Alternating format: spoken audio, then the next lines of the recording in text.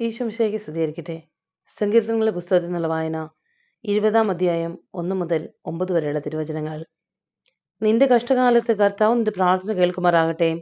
യാക്കോബിന്റെ ദൈവത്തിന്റെ നാമം നിന്നെ സംരക്ഷിക്കട്ടെ. അവിടുന്ന് തന്റെ വിശുദ്ധ മന്ദിരത്തിൽ നിന്ന് നിനക്ക് സഹായം അയക്കട്ടെ. സിയോനിൽ നിന്ന് നിന്നെ തുണയ്ക്കട്ടെ. നിന്റെ വഴിപാടുകൾ അവിടുന്ന് ഓർക്കുമാറാകട്ടെ.